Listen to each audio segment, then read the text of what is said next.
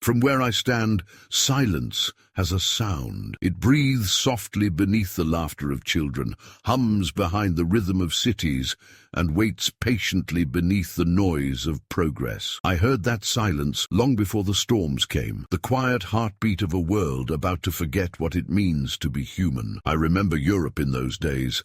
The air smelled of iron and ambition. Factories pulsed like living things, their chimneys reaching toward me as if to touch the heavens they no longer believed in. My children worked tirelessly, not for love or creation, but for power, for the feeling of being gods themselves. There was Erich, a young mechanic from Dresden, with grease-stained hands and a heart that beat in perfect time with the machines he adored. He saw beauty in gears and pistons, in engines roaring to life beneath his touch. To him, machines were not weapons, not yet. They were miracles of order and precision, a way to control chaos. Across the sea, there was Thomas, a farmer's son from a small English village. He loved words more than soil, though his father said words wouldn't feed a family. He wrote about peace in the margins of old newspapers, about skies without smoke and mornings without fear. He didn't know that one day those same skies would be filled with the hum of engines Eric helped build. And there was Anna,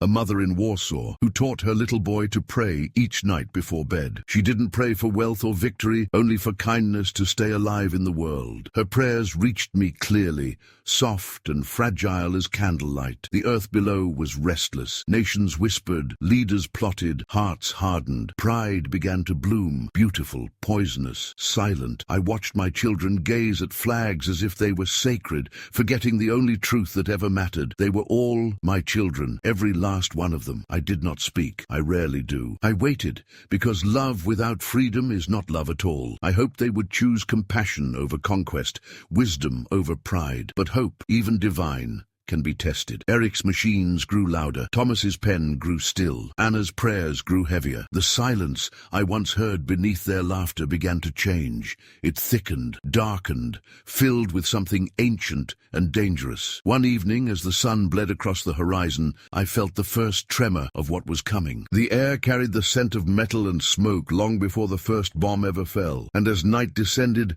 I whispered to the wind, "They are preparing for war, though they do not yet know it." The silence broke not with thunder, but with applause. For men in uniforms, for promises of greatness, for pride dressed in banners and hymns. And so it began, the world marching proudly into its own shadow. Pride has many faces. It does not always roar. Sometimes it smiles. Sometimes it waves a flag, sings an anthem, and calls itself devotion. From above, I watched the colors rise. Red, white, blue, black, and each one claimed to shine brighter than the rest. Yet to me, they all looked the same beneath the clouds. Eric stood among the crowd in Dresden, his heart beating to the rhythm of drums. He wore a new uniform, the cloth stiff and unfamiliar on his shoulders. Around him, people cheered, their voices blending into a single sound, the sound of belonging. He believed he was serving something noble. He thought of his father, a soldier from the last great war, and felt proud to follow his path. He did not see the shadow behind the music. Few ever do. Thomas, across the sea,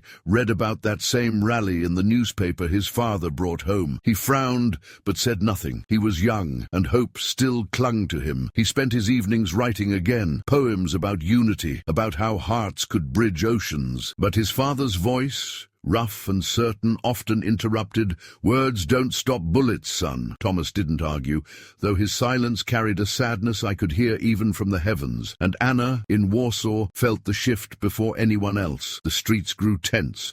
Rumors moved faster than birds. Her husband was drafted, leaving her and their little boy, Marek, with promises that the war would be quick, a few months at most. She tried to believe him. Each night she prayed harder, her words trembling like leaves. I listened to all of them, every thought, every fear, every heartbeat.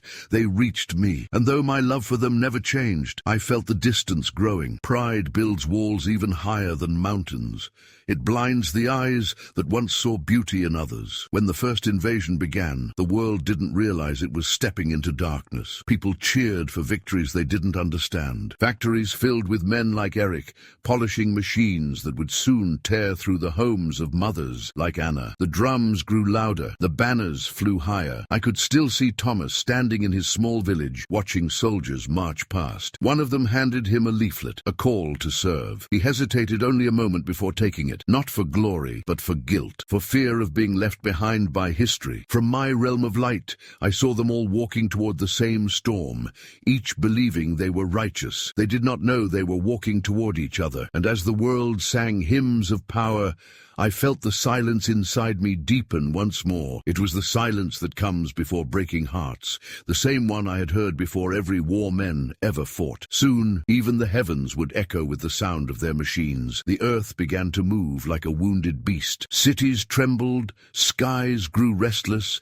and the hum of engines replaced the sound of prayer. I watched my children turn creation into destruction, their brilliance bending toward ruin. The world had become a forge, and they, its blacksmiths of sorrow. Eric's hands, once gentle on machines meant for transport, now tightened bolts on armored beasts. He told himself he was only doing his duty. The air around him smelled of oil and fear. Each engine he repaired sang a song of power, and though he tried not to listen, the rhythm echoed in his chest. At night, he dreamed of roaring metal, of endless roads paved with smoke. He no longer thought of the faces behind the machine's targets. He couldn't. To survive the work, he had to forget the cost. Thomas, across the front lines, found himself trapped in a different rhythm, the pulse of survival. The fields he once wrote about were now trenches filled with rain and rats. He carried a rifle instead of a pen, but still kept a notebook hidden in his coat, its pages damp with mud and poetry. He wrote when he could, small verses about stars he could no longer see. Around him,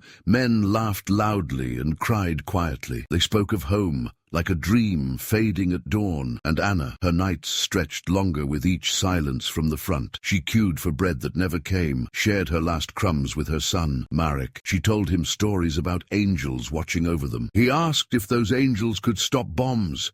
She did not answer. She only smiled the way mothers do when their hearts are breaking. From my place above the clouds, I saw it all at once, 1,000 fires burning in different languages, all fueled by the same fear. The war had become a machine greater than any one man could stop. Even those who wanted peace were pulled into its gears. Sometimes I wonder if they could hear me then. When the wind screamed through shattered windows, I whispered into it, "You are still mine." But my voice was faint beneath the thunder of engines, drowned by the roar of what they had built. Eric fixed another tank. Thomas fired another shot. Anna counted another night. And I waited, helpless in my own mercy, for the moment they would remember what love felt like. The machines moved forward, relentless. Fields became metal graveyards. Rivers turned red. Prayers turned silent. Yet even amid the noise, I saw moments, small, fragile sparks of compassion.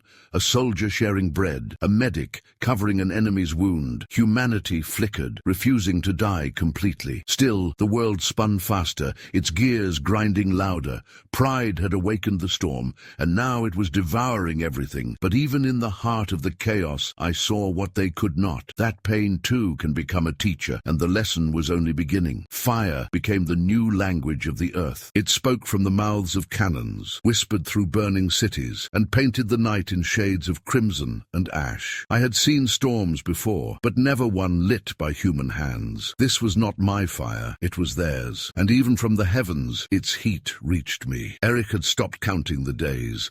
The war blurred into one endless moment of smoke and commands. His uniform was no longer crisp, his faith no longer certain. When he looked into mirrors, he saw not a man, but a machine wearing a man's face.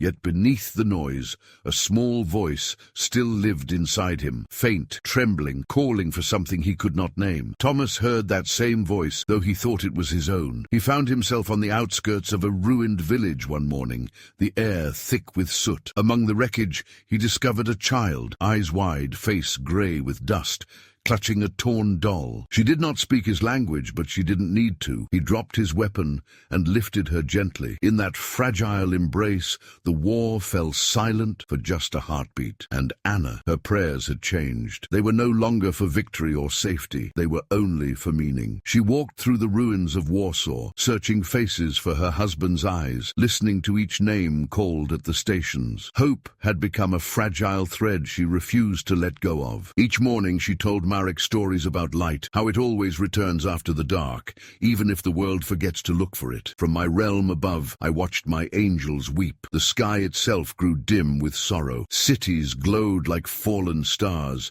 their beauty consumed by flame. Yet within the destruction I saw defiance, not of me, but of despair. A soldier covering a stranger with his coat, a nurse singing to the dying, hands trembling but still giving. Love was wounded but not dead. I wanted to reach down, to still the fires with a breath, but I could not take away what they had chosen. Freedom is the risk of creation, and I had loved them enough to give it. As the smoke rose higher, I saw Thomas again, holding that same child, leading her towards safety. Erich, miles away, stared at his hands and wondered how they had become instruments of death. And Anna knelt in the snow, whispering prayers that trembled through the ruined streets. Their pain echoed together, rising like a single voice. For the first time in years, it was not the sound of pride, but of awakening. The world burned, yes, but beneath the ashes, I could already sense something stirring, something waiting to be reborn. They began to ask where I was, in the trenches, in the ruins,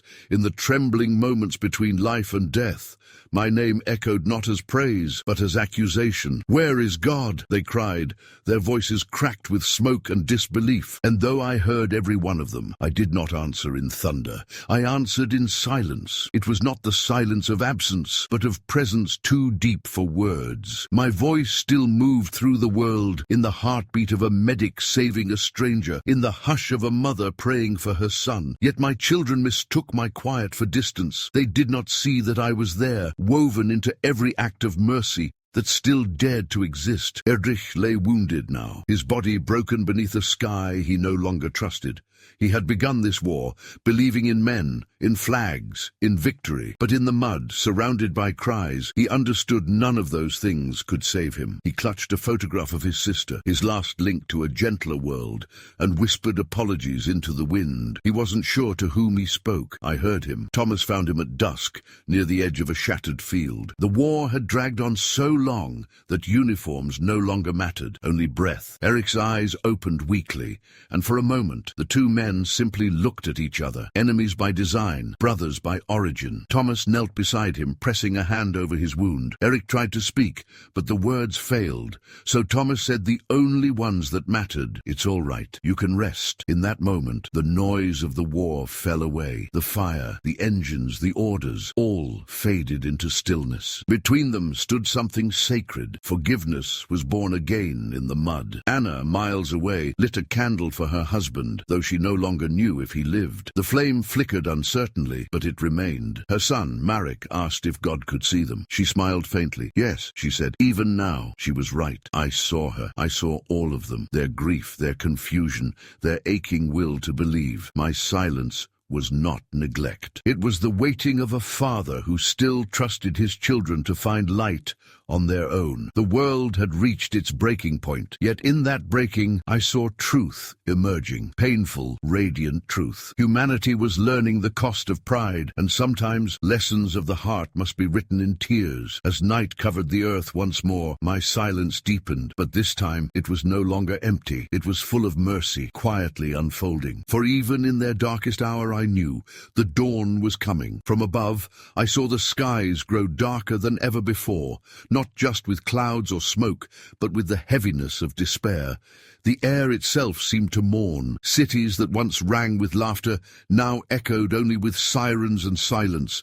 In every corner of Earth, I could hear prayers rising like whispers drowned beneath the roar of aircraft engines. Yet even then, my presence lingered, gentle, patient, waiting for hearts to look up again. Elias sat alone in a damp trench, the cold biting through his uniform. His hands trembled, not from fear, but from exhaustion. He had written letters that would never be sent, each one starting with, "My dearest Anna." Across the ocean, Anna still lit a candle every evening by the window. She prayed not for victory, but for mercy. She whispered my name, her tears tracing paths down her soot-stained cheeks. Even when hope seemed to fade, her voice reached me, soft, sincere, and filled with the kind of faith that can still move the heavens. And then there was Karl. Once he had been full of pride and precision, a commander whose words carried power. But now his eyes had dimmed. Each decision weighed heavier than the last, and each fallen soldier carved deeper into his soul. One night, beneath the stars that seemed foreign to him,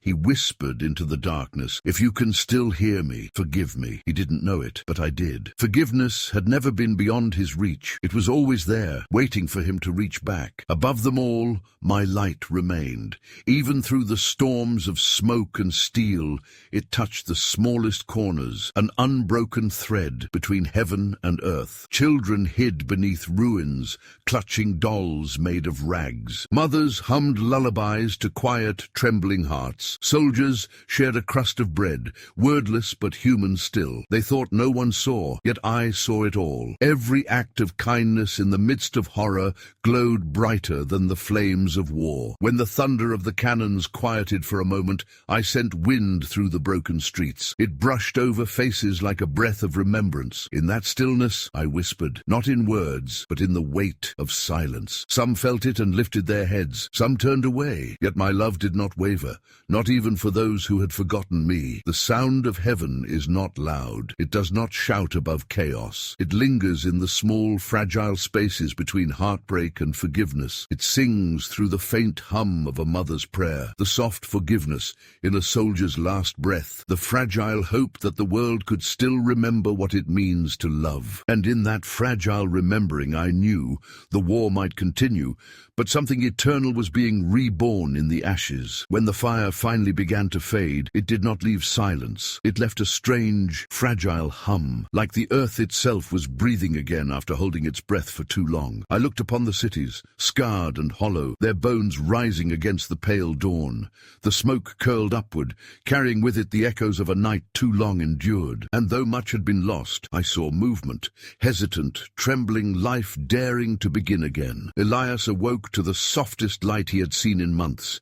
His trench was no longer a cage, but a graveyard of ghosts he had to leave behind. The war had stolen his youth, his laughter, and almost his will, but not his soul. He rose, clutching the small cross Anna had sent him long ago, now worn smooth by his fingers.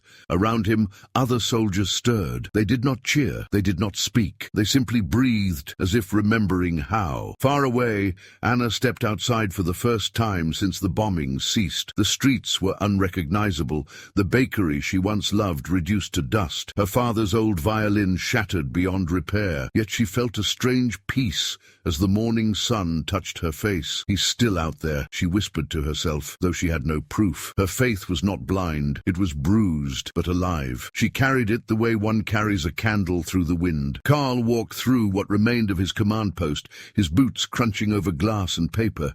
He had no army now, no orders left to give, just silence. He stopped by a cracked mirror hanging on a wall half destroyed and looked at his reflection. For the first time in years, he saw the boy he once was, the one who dreamed of building bridges, not breaking them. His eyes filled with tears he hadn't known he could still shed. "We forgot who we were," he murmured. And though his words dissolved into the air, I heard them. All over the world, people emerged from their hiding places. Children reached for hands not their own. Neighbors shared food without asking which flag the other had once saluted. The sound of hammers replaced the sound of bombs. Music hesitantly returned, soft, uncertain, but real. Even the birds, who had long fled the thunder of man's machines, began to sing again. I watched as smoke gave way to clouds, and clouds to light. Not all wounds would heal quickly. Some never would. but something new was taking root beneath the ashes. Forgiveness, fragile as it was, began to bloom. Humanity, bruised and bloodied, started to remember that it was one family after all. And in that remembering I smiled, not because the pain was over, but because they were learning again to create instead of destroy. The morning after the fire was not perfect, but it was alive, and that was enough. The earth was quiet now. Not the silence of fear or mourning, but the calm that follows a storm, the kind that lets you hear the world breathe again. From above, I watched the first colors of dawn spread across continents once veiled in shadow. The wounds of war were still carved deep, but light, soft and patient began to fill the cracks.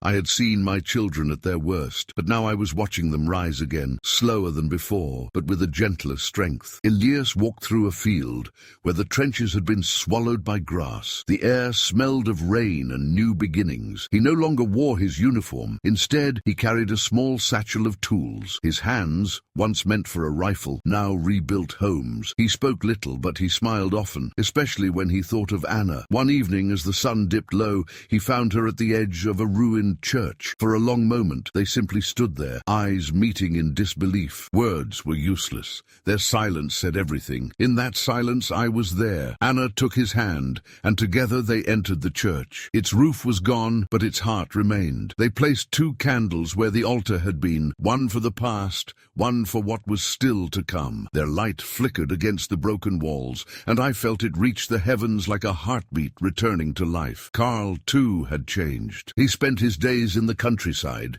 helping to rebuild bridges he had once ordered destroyed. People did not always welcome him. His past was heavy, and forgiveness is slow, but he accepted it. Every plank he laid was a quiet act of repentance. Sometimes, when he worked alone by the river, he would look up and whisper, "Thank you for letting me stay." He didn't expect an answer, but he didn't need one. Redemption is not heard, it's lived. Across nations, across languages and ruins, my children began to rediscover one another. Music returned to the streets, laughter to the homes. There were scars, yes, but also stories of survival, of compassion, of faith that endured even in darkness. They began to rebuild, not just what they had lost, but who they had been before pride blinded them. And I watched. I did not intervene with thunder or miracles. I simply let the light grow, for it was never gone, only waiting to be remembered. The sound of machines still echoed in some corners of the world, but now it was different. Not the rhythm of war, but of creation. Trains carrying food,